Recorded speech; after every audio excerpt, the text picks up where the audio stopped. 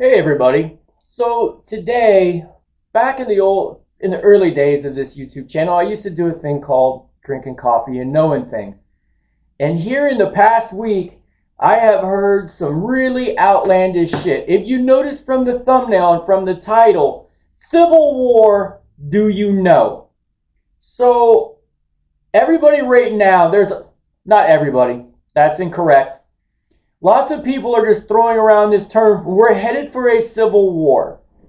There's nothing civil about war. Let's just start right there. Hopefully you can read this. I'm trying to work with the glare. A civil war is a war pertaining to civilians. It comes actually from the Roman times. They had many civil wars, and also from the Latin.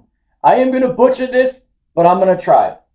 Bellium civile also brings you right back to war pertaining to civilians. Okay, so civil wars. Civil wars are the most costly in the terms of human life and sacrifice.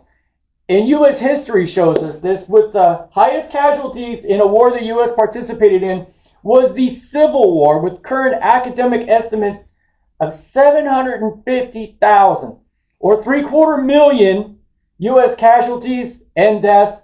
And that's only an estimate, because record keeping was a lot different back then, but I digress. Okay, so everybody wants to throw this term around like it's really cool. We're headed for this great thing.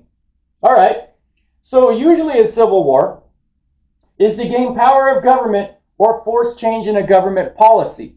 If you also look at, and I am going to give the Cliff Note versions of the definition of terrorism, it's the force or the threat of force to change government or change the will.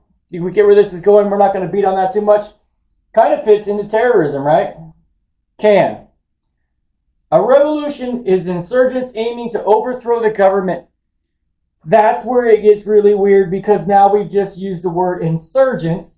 And that's a term that everybody likes to use, especially in the GWAT era. Insurgencies. Insurgencies are guerrilla warfare, usually the little guy fighting for the good of the people against the bigger guy, right? Okay, so I did a little research, and I'm going to hit the highlights of this, because everybody has this idea that a civil war will be against blue and green or orange and purple. It doesn't matter. We're not going to label anybody with anything real. We're just going to use an example. But let's look at history's examples. The Syrian Civil War. This conflict has been a major proxy war with numerous external powers. If a civil war happens, somebody outside of the U.S. is going to have an interest, and then they're going to want to get involved, because they're going to want their party that they can manipulate, or their victor. Okay, so these include Russia, Iran, Turkey, and various Western and Gulf states.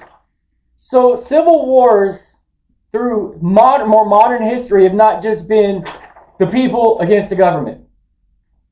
Okay, how about the Spanish Civil War? Germany, Italy, and Portugal actively supported Francisco Franco's nationalist forces, while the Soviet Union and Mexico backed the Republican government.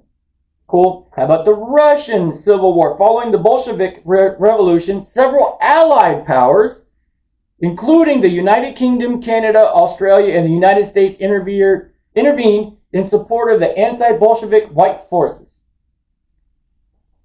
Here's one for you, and nobody stops to think about this. The American Revolutionary War. There are lots of things that happened during that time. Obviously, I wasn't there, but the war started as an internal conflict with the British Empire, but evolved into a wider international war with France, formally joined the American cause in 1778. Also, the Huns and the Prussians were involved in it too. So everybody got a piece of our Revolutionary War. So when I think people need to maybe look at a little bit of history and some lessons that were taught from books, not just from somebody that's trying to get a point across to tell you why you're bad or why they're good, or vice versa. It doesn't really matter. Also has a lot to do with multiple political parties in the same government so that there's a balance of these ideas and a balance of these ideas, and then they come together and they work through them and say, well, we can take parts A and F from this guy, we can take parts C and D from this guy. We're going to have to work on B, though. We're going to have to work together. I think what's happened is people have this idea, and they've romanticized the idea of war. Nobody wins. Nobody wins. After World War I, Europe was in shambles. Countries were demilitarized, taken over, run by other countries. World War II, the greatest generation stood up and did what they had to do. But once again, when it's all over, have you actually gone and looked back at some of the video after World War II? With places like Berlin and London and Paris completely destroyed, and now you have a group of people that have to start over again. So this video is just kind of like the drinking coffee and knowing things, but this is just an old fat guy in a whiteboard who knows a little bit about history, did a little extra research, so that maybe somebody out there that sees this might know somebody who likes to throw around terms they hear in the news or in the paper or from this person or from that person. Maybe this will help kind of show Civil War, it ain't so civil. Before we all run around talking about punching each other in the face and doing all this crazy shit, how about we just strive for, head back for some 50s style meet in the middle kind of normal? That's all I got. Because after World War II, a lot of countries were at odds. We had the Cold War, don't get me wrong, but more countries piled in on themselves to make themselves better rather than waste all this time and energy tearing each other apart, taking over governments, letting foreign countries come in and storm around and do their thing in the background all sneaky like. So for today, that's it. Just think about it. Civil War. Hopefully this helps somebody maybe understand the basics of Civil War just a little bit better. If not, then it's an old fat guy ranting on a whiteboard. If you like this kind of knowledge depth, not from a professor, not from a historian, just from a guy who knows a little bit and can look for a little bit more, go ahead, like, comment, and subscribe. Otherwise, I got to get to work. Everybody stay safe.